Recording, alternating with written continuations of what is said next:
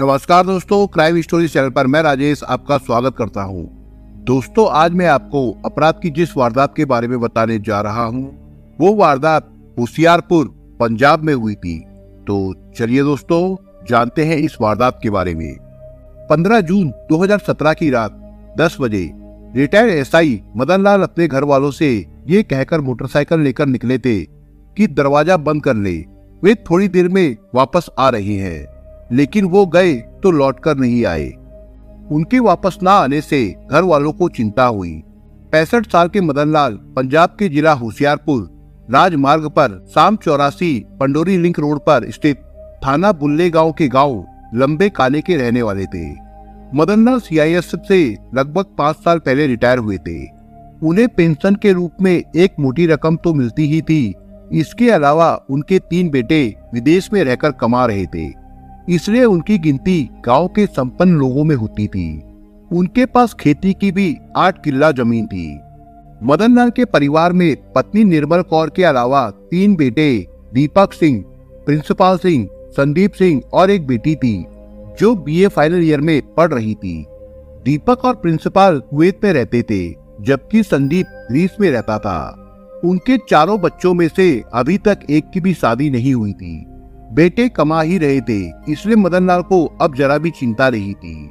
मदन लाल सुबह जल्दी और रात में अपने खेतों का चक्कर जरूर लगाते थे। उस दिन भी 10 बजे वो अपने खेतों का चक्कर लगाने गए थे, लेकिन लौट कर नहीं आए। उनका बेटा दीपक एक सप्ताह पहले ही 8 जून को 1 महीने की छुट्टी लेकर घर आया था। सुबह जब दीपक को पिता के रात को घर न लौटने की जानकारी हुई तो वो मां निर्मल कौर के साथ उनकी तलाश में खेतों पर पहुंचा।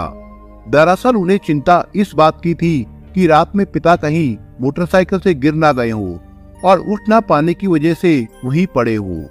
खेतों पर काम करने वाले मजदूरों ने जब बताया कि वो रात पर खेतों पर आए ही नहीं थे तो माँ बेटे परेशान हो गए। वे सोचने लगे कि अगर मदन लाल खेतों पर नहीं गए तो फिर गए कहाँ। निर्मल कौर कुछ ज्यादा ही परेशान थी। दीपक ने उन्हें सांत्वना देते हुए कहा, माँ तुम बेकार ही परेशान हो रही हो। तुम्हें तो पता ही है कि वो अपनी मर्जी के मालिक हैं। हो सकता है किसी दोस्त के यहाँ या फिर बगल वाले गांव में चाचा जी के यहाँ चले गए हो। जबकि सच्चाई ये थी कि दीपक खुद भी पिता के लिए परेशान था। जब खेतों पर मदन लाल के बारे में कुछ पता नहीं चला तो वो माँ के साथ घर की ओर चल पड़ा। रास्ते में उसे बगल के गाँव में रहने वाले चाचा ओंकार सिंह और हरदीप मिल गए। उनके मिलने से पता चला कि मदन लाल उनके यहाँ भी नहीं गए थे। सभी मदन लाल के बारे में पता करते हुए शाम 84 पंडोरी फांगुड़िया लिंक रोड के पास पहुंचे तो वहां उन्होंने एक जगह भीड़ लगी देखी। सभी सोच रहे थे कि आखिर वहां भीड़ क्यों लगी है। तभी किसी ने आकर बताया कि वहां सड़क पर मदन लाल का शव पड़ा है। ये पता चलते ही सभी भागकर वहां पहुंचे। सचमुच वहां खून से लथपथ मदन लाल का शव पड़ा था। शव देखकर सभी सन्न रह गए। मदन लाल के सिर, गर्दन, दोनों टांगों और बाजू पर तेजधार हथियार के गहरे घाव थे। इस घटना की सूचना तुरंत सदर थाना पुलिस को दी गई। सूचना मिलते ही थाना प्रभारी सुखविंदर सिंह पुलिस बल के साथ घटना स्थल पर आ पहुंचे। भीड़ को किनारे करके उन्होंने शव का मुआयना किया। इसके बाद अधिकारियों को घटना की सूचना देकर क्राइम टीम और एम्बुलेंस बुलवा ली। उन्हीं की सूचना पर DSP special branch Harjinder Singh भी घटनास्थल पर आ पहुंचे।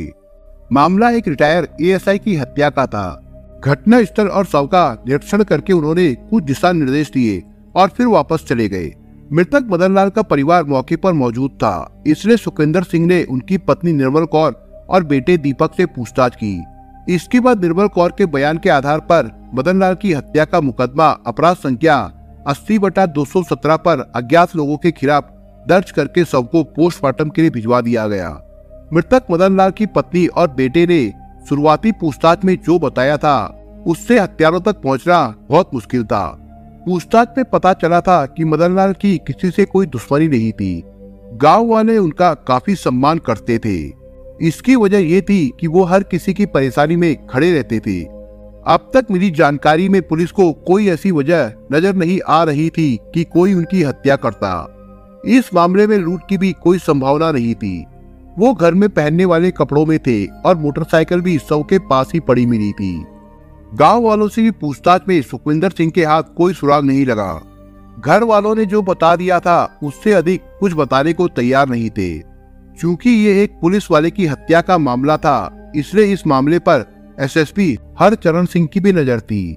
24 घंटे बीत जाने के बाद भी जब कोई नतीजा सामने नहीं आया तो उन्होंने डीसीपी हरजिंदर सिंह के नेतृत्व में एक स्पेशल टीम का गठन कर दिया, जिसमें थाना प्रभारी सुखविंदर सिंह के अलावा CIA staff in charge Satnam Singh को भी शामिल किया गया था। टीम ने नए एंगल से जांच शुरू की। सुखविंदर सिंह ने अपने मुखबिरों को मदन लाल के घर परिवार के बारे में पता लगाने के लिए लगा दिया था। इसके अलावा मदन लाल के मोबाइल नंबर की कॉल रिकॉर्ड्स भी निकलवाए गए। पोस्टमार्टम रिपोर्ट के अनुसार तलवार जैसी किसी हथियार से गले पर लगे घाव की वजह से सांस की नली कट गई थी, जिससे उनकी मौत हो गई थी। इसके अलावा शरीर पर 8 अन्य गंभीर घाव थे।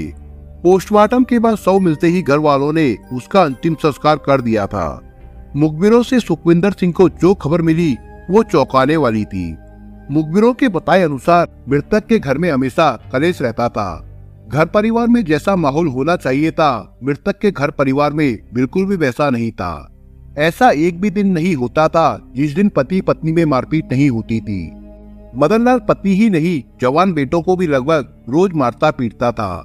सुखविंदर सिंह ने सारी बातें एसएसपी और एसपी को बताकर आगे के लिए दिशा निर्देश मांगे। अधिकारियों के ही दिशा निर्देश पर सुखविंदर सिंह और CIA staff in charge Satnam Singh ने गांव जाकर मृतक के घर वालों से एक बार फिर अलग अलग पूछताछ की। घर वालों ने इन बातों को झूठा बताकर ऐसे ऐसे किस्से सुनाए कि पूछताछ करने पर सुखविंदर सिंह और सतनाम सिंह को यही लगा कि शायद मुखबिर को ही झूठी खबर मिली है। लेकिन मदन लाल के फोन नंबर की कॉल डिटेल्स आई तो निराश हो चुकी पुलिस को आशा की एक किरण दिखाई दी। कॉल डिटेल्स के अनुसार 15 जून की रात 9:45 बजे मदन लाल को उनके बेटे दीपक ने फोन किया था, जबकि दीपक ने पूछताछ में ऐसी कोई बात नहीं बताई थी। इसका मतलब था कि घर वालों ने झूठ बोला था और वे कोई बात छिपाने की कोशिश कर रहे थे। उच्च अधिकारियों से निर्देश लेकर सुखविंदर सिंह और सतनाम सिंह ने डीएसपी हरजिंदर सिंह की उपस्थिति में मदन लाल के पूरे परिवार को पूछताछ के लिए थाने बुला लिया। तीनों से अलग अलग पूछताछ शुरू हुई। दीपक से जब पिता को फोन करने के बारे में पूछा गया तो उसने साफ मना करते हुए कहा, सर आप लोगों को गलतफहमी हो रही है। उस रात मैं घर पर ही नहीं था, एक जरूरी काम से मैं होशियारपुर गया हुआ था। अगर मैं गांव में होता तो पापा को खेतों पर जाने ही नहीं देता। हम वो सब नहीं पूछ रहे हैं जो तुम हमें बता रहे हो। मैं ये जानना चाहता हूँ कि तुमने उस रात अपने पिता को फोन किया था या नहीं। सुखविंदर सिंह ने पूछा। आप भी कमाल करते हैं साहब, मेरे पापा की हत्या हुई है और आप कातिलों को पकड़ने के बजाय हमें ही थाने बुलाकर परेशान कर रहे हैं। दीपक ने खड़े होते हुए कहा, अब मैं आपके किसी भी सवाल का जवाब देना उचित नहीं समझता। मैं अपनी माँ और बहन को लेकर घर जा रहा हूँ। कल मैं आप लोगों की शिकायत एसपी साहब से करूँगा। आपने मुझे समझ क्या रखा है?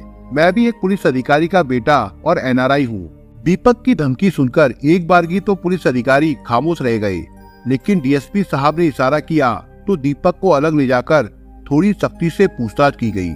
फिर तो उसने जो बताया वो सुनकर पुलिस अधिकारी भी हैरान रह गए।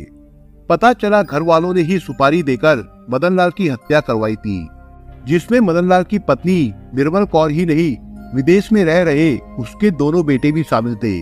इस तरह 72 घंटे में इस केस का खुलासा हो गया। पुलिस ने दीपक और उसकी मां निर्मल कौर को हिरासत में ले लिया था। अगले दिन दोनों को अदालत में पेश करके विस्तार से पूछताछ एवं सबूत जुटाने के लिए 2 दिनों के रिमांड पर ले लिया गया।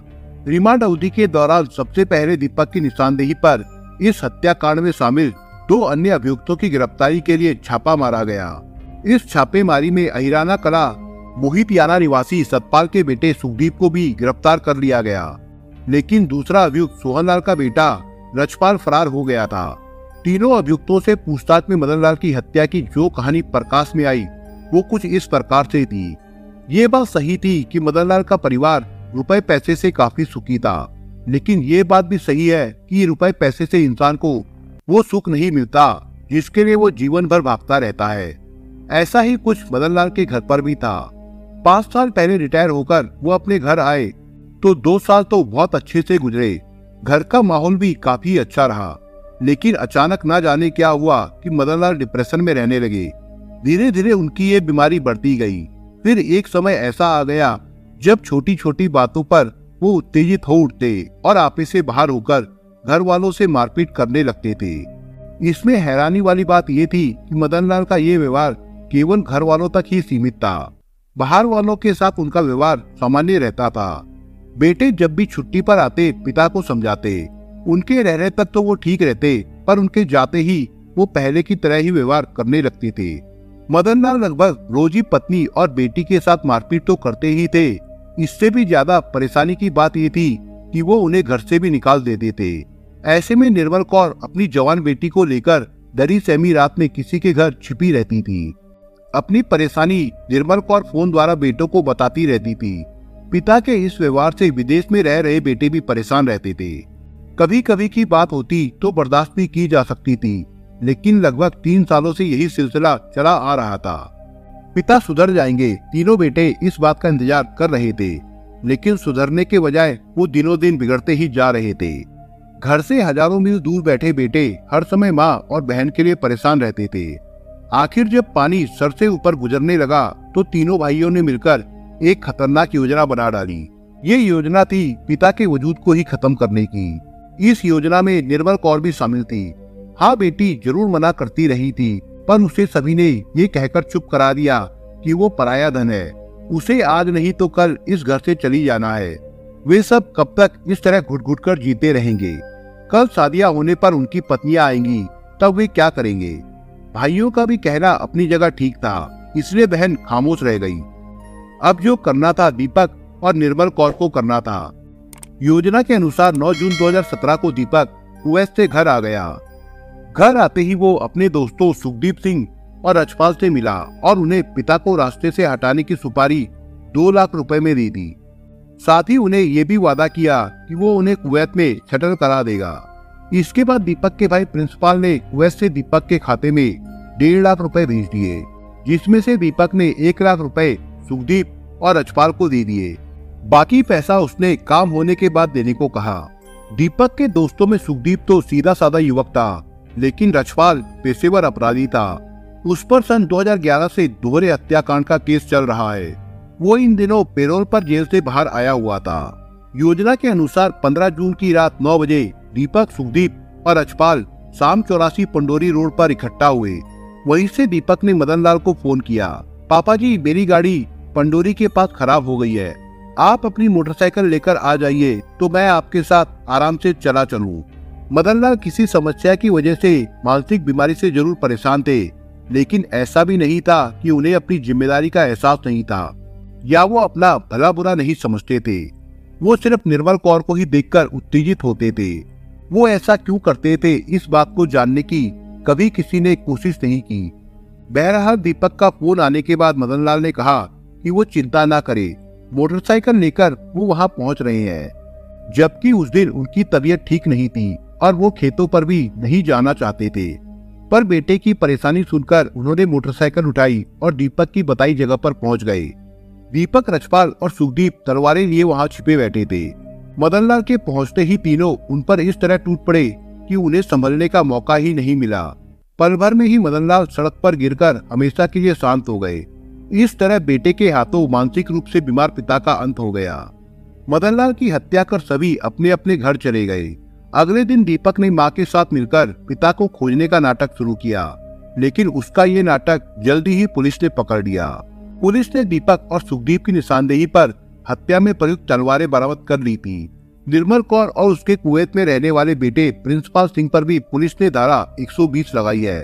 रिमांड अवधि खत्म होने पर पुलिस ने निर्मल कौर, दीपक तथा सुखदीप को अदालत में पेश किया, जहां से सभी को न्यायिक हिरासत में जेल भेज दिया गया था। जबकि तीसरा अभियुक्त रजपाल सिंह फरार था और पुलिस उसकी तलाश कर रही थी। दोस्तों, आप अगर चैनल पर नए हो तो आप चैनल को सब्सक्राइब करने के साथ कमेंट बॉक्स में इस कहानी के बारे में अपने विचार जरूर लिखिएगा। मिलता हूँ एक नई कहानी के साथ, तब तक के लिए अपना ख्याल रखिएगा। धन्यवाद।